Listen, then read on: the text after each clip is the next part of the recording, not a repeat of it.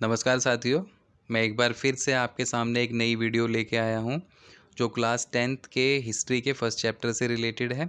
Chapter first का नाम है नेशनलिज्म इन यूरोप।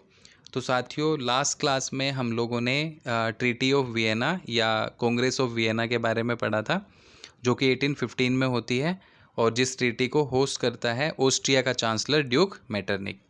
तो इस संधि में जो जो बातें हुई थी उनको हमने अच्छे से डिस्कस किया था कि इस ट्रीटी का जो ऑब्जेक्टिव था वो था मोनार्कीज़ को रिस्टोर करना और जो ट्रेडिशनल इंस्टीट्यूशंस हैं उनको और ज़्यादा पावरफुल बनाना। इसके साथ साथ जो फ्रांस है उसकी पावर को कम करना और फ्यूचर में फ्रांस अपना एक्सपेंशन ना कर पाए, इसके लिए उसकी बाउंड्रीज़ के ऊपर अलग अलग स्टेट्स जो हैं उनको इस्टेब्लिश कर दिया गया था। ठीक है, तो उसी से ये उसके बाद जो आगे का हमारा टॉपिक था वो था सीक्रेट सोसाइटीज़, गुप्त संगठन। तो इसी से हम शुरुआत करने वाले हैं। तो सबसे पहली चीज़ तो ये आ जाती है हमारे सामने, many liberal nationalist undergrounded because of the fear of repression by conservative governments. कि बहुत सारे जो उदारवादी राष्ट्रवादी थे वो भूमिगत हो जाते हैं। क्यों हो जाते हैं? तो उसके पीछे कारण ये था कि उनको भय था, उनको फियर था कि जो कंजर्वेटिव गवर्नमेंट है वो रिप्रेशन का दौर शुरू करने वाली है, यानी उदारवादी राष्ट्रवादियों को दबाने की कोशिश करेंगी, उनका दमन करने का कोशिश करेंगी। इसलिए बहुत सारे लिबरल नेशनलिस्ट अंडरग्राउंड हो गए। और इस बात का हमें कैसे पता चलता है कि भाई जो है रिप्रेशन का दौर कंजर्वेटिव्स रिजीम्स शुरू करने वाली हैं? तो ये हमने कंजर्वेटिव रिजीम के पॉइंट में ही पढ़ा था कि ये वो सरकारें हैं जो अपना क्रिटिसिज्म बर्दाश्त नहीं कर पाएंगे कर सकती हैं। ये वो सरकारें हैं जो अपने ऊपर क्वेश्चन नहीं उठने देंगी। अगर कोई उनके ऊपर क्वेश्चन करता है, उनकी लेजिटिमेसी को चैलेंज करता है या क्वेश्चन करता है, तो उसको पनिश किया जाएगा। ये वो दौर था जिसमें सेंसरशिप को इम्पोज किया गया था, यानी न्यूज़पेपर्स, बुक्स, थिएटर, इन सब में कोई भी ऐसा काम ना तो लिखा जाएगा ना ऐसा अभिनय किया जाएगा जो कंजर्वेटिव गवर्नमेंट्स के खिलाफ हो। तो इस सब चीज़ को चैलेंज किया था लिबरल नेशनलिस्ट ने, और वो फ्रीडम ऑफ प्रेस की बात करते हैं। Liberal nationalist freedom of press यानी प्रेस की स्वतंत्रता की बात करते हैं, और उस बात को लेके उन्होंने कंजर्वेटिव गवर्नमेंट के खिलाफ आवाज़ उठाई थी। और इसी के चलते उनको ये भय था कि कंजर्वेटिव गवर्नमेंट जब उनको पनिश करना शुरू करेगी तो उन्हें कहीं ना कहीं उनकी जो एक्टिविटीज़ हैं कहीं ना कहीं वो बंद हो जाएंगी। इसलिए लिबरल नेशनलिस्ट अंडरग्राउंड होना स्टार्ट हो जाते हैं 1815 के बाद में। अंडरग्राउंड होने के साथ साथ इन्होंने क्या किया, secret societies were set up in Europe to train the revolutionaries and spread their ideas. तो इन्होंने भूमिगत होने के साथ साथ गुप्त संगठन बनाने शुरू कर दिए, और इन गुप्त संगठनों यानी इन सीक्रेट सोसाइटीज़ का जो ऑब्जेक्टिव था वो था रेवोल्यूशनरीज़ को ट्रेन करना, यानी क्रांतिकारियों को प्रशिक्षण देना। इन गुप्त संगठनों का या संस्थाओं का उद्देश्य था। दूसरी चीज़, अपने विचारों को और ज़्यादा फैलाना इन गुप्त संगठनों का उद्देश्य था। तो इन सीक्रेट सोसाइटीज़ के थ्रू रेवोल्यूशनरीज़ को ट्रेन किया जाता था, और ये रेवोल्यूशनरीज़ आइडियाज़ को कैरी फॉरवर्ड करते थे सोसाइटी के अलग अलग सेक्शंस के बीच में। Revolutionary meant commitment to oppose the monarchies and to fight for liberty and freedom. तो उस दौर में क्रांतिकारी होने का मतलब क्या था? तो क्रांतिकारी होने का मतलब था साथियों उन राजतंत्रीय व्यवस्थाओं का विरोध करना जो यूरोप के अंदर स्थापित हुई हैं 1815 के बाद में। So this was the meaning of revolutionary at that time. ठीक है, so important thing is the aim of revolutionary was to oppose the monarchical form of government that were established in Europe after the year 1815। तो उसको oppose करना है, साथ साथ fight करना है। किस चीज़ के लिए फाइट करना है? तो लिबर्टी और फ्रीडम के लिए फाइट करना है। तो ये दो मकसद होते थे किसी भी क्रांतिकारी के। तो ऐसे ही एक क्रांतिकारी के बारे में हम लोग इसमें देखेंगे जो कि इटली से बिलोंग करता है। तो पहले हम देखते हैं कि हमारा लास्ट पॉइंट क्या कहता है। हमारा लास्ट पॉइंट कहता है most of the revolutionaries also show the creation of nation state as a necessary part for the struggle for freedom. तो ज़्यादातर क्रांतिकारियों का मानना था कि अगर उन्हें अपने इस उद्देश्य में सफल होना है, ठीक है, कैसा उद्देश्य? फ्रीडम को अचीव करने का जो उनका मकसद है, उनका ऑब्जेक्टिव है, अगर उसमें उनको सफल होना है तो उसके लिए जो सबसे कंपलसरी पार्ट है वो है नेशन स्टेट का फॉर्मेशन। ठीक है, तो ये क्रांतिकारियों का भी मानना था कि नेशन स्टेट के फॉर्मेशन के बिना आज़ादी का उनका लक्ष्य वो प्राप्त नहीं कर सकते हैं। तो साथियों, ऐसा ही एक रेवोल्यूशनरी था जुजेफे मैज़ेनी। ठीक है, जुजेफे मैज़ेनी ये कहाँ से था? तो he was an Italian revolutionary. ये इटली से इटली का जो है एक क्रांतिकारी होता है। And he was born in Geneva in 1807। तो जेनेवा में 1807 में उसका जन्म होता है। ही became the member of secret society Carbonari. और तो अपनी लाइफ के इनिशियल फेज में ये क्या करता है, ये कार्बोनारी नाम के एक सीक्रेट सोसाइटी को ज्वाइन कर लेता है and he became the member. तो कार्बोनारी नाम का एक गुप्त संगठन होता है, उस संगठन का ये सदस्य बन जाता है। एट द एज ऑफ 24 साल की उम्र में क्या करता है, he was sent to exile in 1831 for attempting a revolution in Liguria. Liguria में रेवोल्यूशन यानी क्रांति करने के आरोप में इसको जो है 24 साल की उम्र में बहिष्कृत कर दिया जाता है वहाँ की सरकार के द्वारा। ठीक है, लेकिन उसके बाद ये क्या करता है, जब इसको एग्जाइल में भेज दिया जाता है तो उस एग्जाइल के दौर में ये 2 सीक्रेट सोसाइटीज़ को जो है वो इस्टेब्लिश करता है। और वो 2 सीक्रेट सोसाइटीज़ कौन कौन सी हैं? So he set up up 2 secret societies, Young Italy in Marseilles. तो पहली सीक्रेट सोसाइटी होती है साथियों यंग इटली, और इसकी स्थापना किस इलाके में करता है? तो मर्सिलेस नाम की एक जगह है, वहाँ पे इसकी स्थापना करता है कौन? जुजेफे मैज़ेनी। और दूसरा यंग यूरोप इन बर्ने। तो बर्ने उस जगह का नाम है जहाँ पे यंग यूरोप नाम का सीक्रेट जो ऑर्गेनाइजेशन है उसको मैज़ेनी इस्टेब्लिश करता है। तो मैज़ेनी के बारे में कुछ और बातें भी हैं, तो एक बार इनको देख लेते हैं। पहली चीज़ तो ये कि ये इटली से बिलोंग करता है, so he was an Italian revolutionary. दूसरी चीज़, इसका जन्म जो है वो कहाँ होता है? जिनोवा में होता है। कब होता है? 1807 में होता है।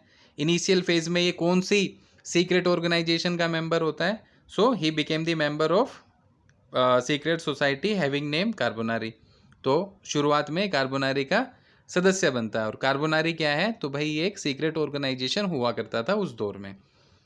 एक नेक्स्ट चीज़, कौन सी जगह रेवोल्यूशन करने पे इसको एग्जाइल में भेज दिया जाता है? तो लिगुरिया के अंदर रेवोल्यूशन करने की वजह से मैज़ेनी को एग्जाइल में यानी इसको बहिष्कृत कर दिया जाता है, निर्वसन इसका कर दिया जाता है, या ये कह सकते हैं कि इसको देश निकाला दे दिया जाता है। ठीक है, एक लास्ट चीज़ क्या बनती है कि यंग यूरोप की स्थापना किसने की? Who establish the secret organisation Young Europe. तो यंग यूरोप की स्थापना करने वाला कौन था? मैज़ेनी ही था। ठीक है, और कहाँ पे की थी? तो यंग यूरोप को इस्टेब्लिश किया था मैज़ेनी ने बर्ने में। और यंग इटली की स्थापना किसने की? तो यंग इटली की स्थापना करने वाला भी मैज़ेनी था। और कहाँ पे इसकी स्थापना की? मर्सिलेस में। तो ये छोटे छोटे पॉइंट्स हैं जिनसे अक्सर क्वेश्चन पूछे जाते हैं। आगे बढ़ते हैं, मैज़ेनी का मानना क्या है। तो उससे पहले थोड़ा सा देख लेते हैं कि कौन कौन से लोग हैं, जो कहाँ के लोग हैं जो इन सीक्रेट सोसाइटीज़ के मेंबर होते हैं। तो पहली चीज़, the minded young man from Poland, France, Italy and German states were the members of these societies.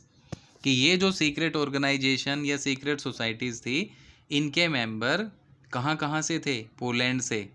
Poland के जो युवा लोग हैं वो इसके मेंबर हैं। स्विट्ज़रलैंड के जो यंग माइंडेड मैन है वो इसका मेंबर है।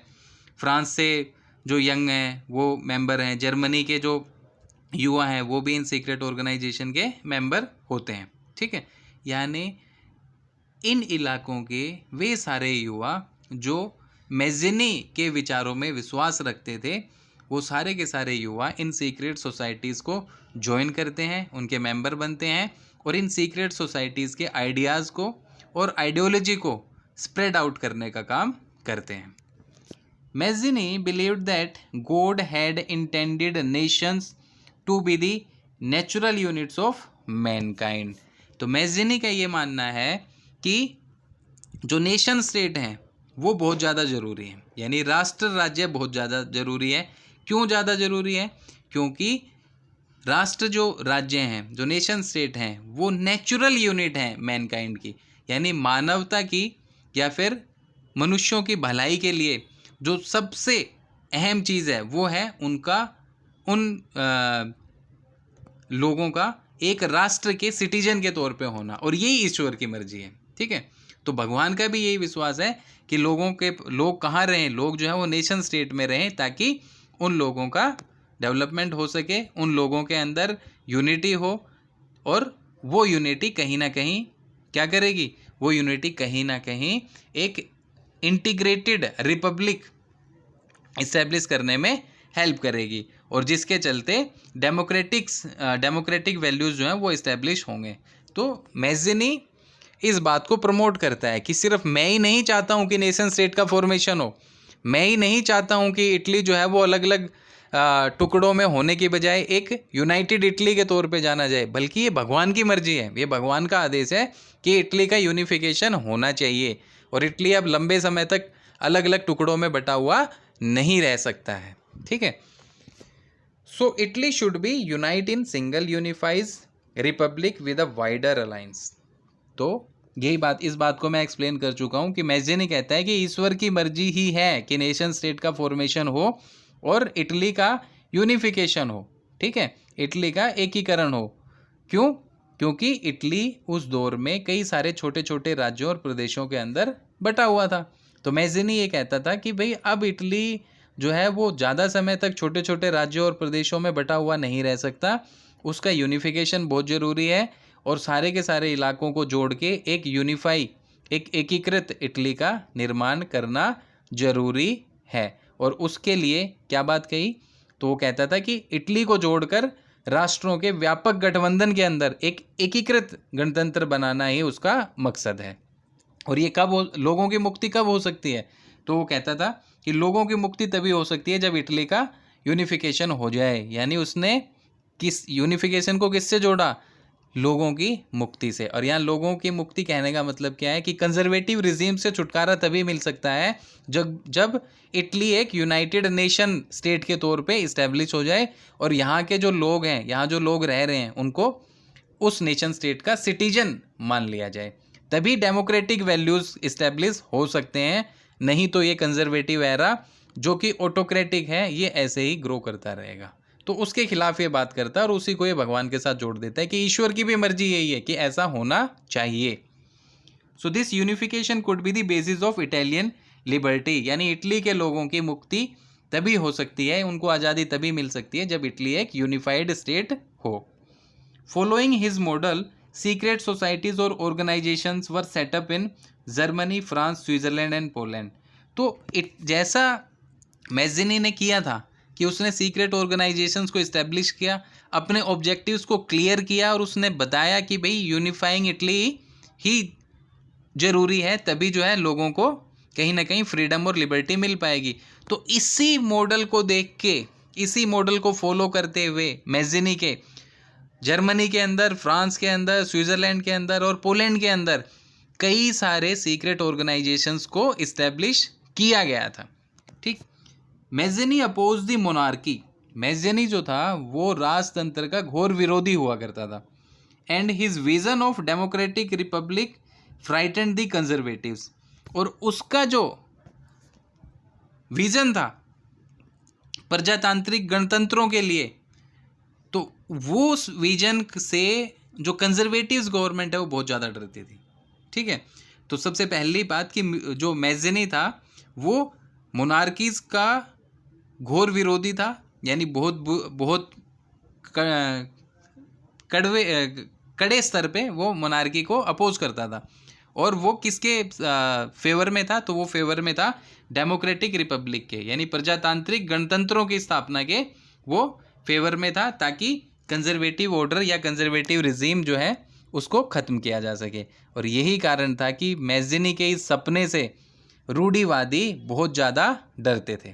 ठीक है, और अक्सर मैज़िनी अपने सपने में रूढ़िवादियों को हरा देता था। यही कारण था कि ऑस्ट्रिया के चांसलर ड्यूक मेटरनिक ने एक स्टेटमेंट दिया था मैज़िनी के खिलाफ। वो क्या स्टेटमेंट था, Duke Metternich describes him as the most dangerous enemy of our social order.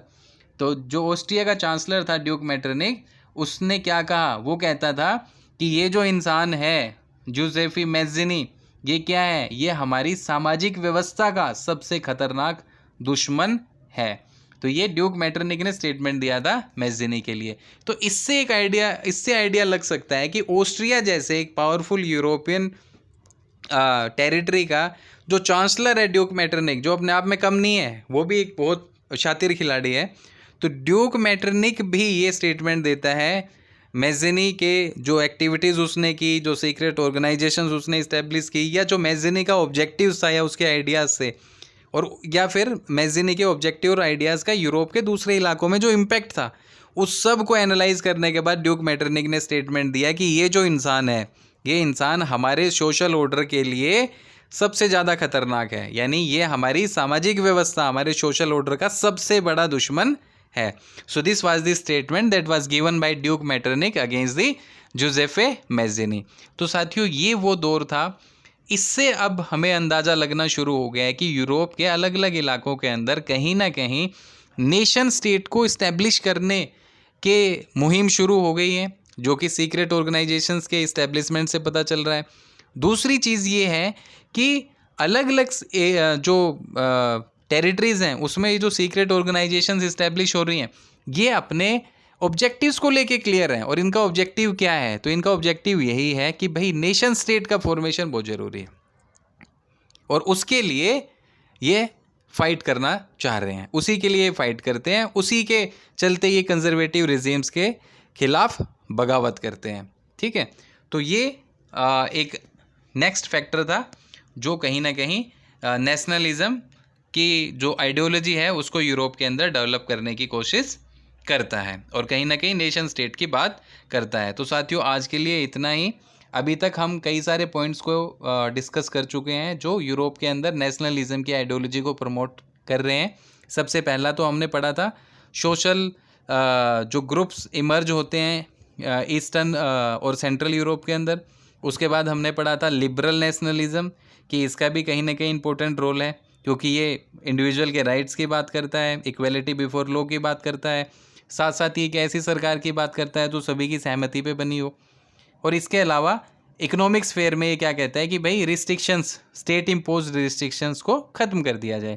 तो लिबरल नेशनलिज्म के बाद में फिर हमने एक और अलग पॉइंट को डिस्कस किया था, जो हमारे सामने क्या बता रहा था कि कहीं ना कहीं कंजर्वेटिव एरा शुरू हो जाता है। ठीक है, यानी रूढ़िवादी शासन व्यवस्था शुरू हो जाती है, और इस रूढ़िवादी शासन व्यवस्था ने कई सारी ऐसी पॉलिसीज़, कठोर नीतियां अपनाई थी जिनका लिबरल नेशनलिस्ट विरोध करते हैं। इसके चलते लिबरल नेशनलिस्ट और कंजर्वेटिव्स रिजीम में कॉन्फ्लिक्ट होना शुरू होता है, और उस कॉन्फ्लिक्ट के चलते बहुत सारे अलग अलग इलाकों में रेवोल्यूशंस होते हैं। चौथे पॉइंट में हमने पढ़ा था कि जो ट्रीटी ऑफ वियना है वो भी कहीं ना कहीं जिम्मेदार है, क्योंकि वो कहीं ना कहीं कंजर्वेटिव्स रिजीम का जो ऑब्जेक्टिव है उसको हमारे सामने उसको जो है जस्टिफाई कर देती है। और ट्रीटी ऑफ वियना का ऑब्जेक्टिव क्या था? To restore the monarchies. ठीक है, और इसके अलावा फ्रांस के एक्सपेंशन को रोकना। और उसके बाद नेक्स्ट पॉइंट हमारा हुआ सीक्रेट सोसाइटीज़। तो ये 4-5 फैक्टर हम ऑलरेडी डिस्कस कर चुके हैं। इसके अलावा जो हमारे आने वाले समय के जो पॉइंट्स रहेंगे जिसके चलते हमें पता चलेगा कि भाई नेशनलिज्म किस तरीके से डेवलप हो रहा है, तो उसमें आएगा हमारा 1830 से लेके 1848 का एरा, जिसको कहा जाता है द एज ऑफ रेवोल्यूशंस। तो उसको हम लोग डिस्कस करेंगे, और उस डिस्कशन में हम लोग देखेंगे कि किस तरीके से जुलाई 1830 में फ्रांस के अंदर एक रेवोल्यूशन होता है, और उसके बाद बेल्जियम जो है वो फ्री हो जाता है यूनाइटेड किंगडम ऑफ नीदरलैंड से। और साथ साथ हम लोग पढ़ेंगे ग्रीक वॉर ऑफ इंडिपेंडेंस। ठीक है, जो कि 1832 में ट्रीटी ऑफ कॉन्स्टेंटिनोपल के चलते यूनान जो है वो एक फ्री स्टेट के तौर पे रिकॉग्नाइज कर लिया जाता है। और उसके बाद हम रोमांटिसिज्म के बारे में पढ़ने वाले हैं। तो ये टॉपिक आने वाली वीडियोस में आपको मिलेंगे। आज के लिए इतना ही। Thank you. आपको पसंद आई हो वीडियो तो प्लीज़ शेयर करें, सब्सक्राइब करें और लाइक करें। और आप चाहें तो अपना फीडबैक भी दे सकते हैं, ताकि इन वीडियोस में हम कुछ और चेंजेस भी कर पाएँ। Thank you.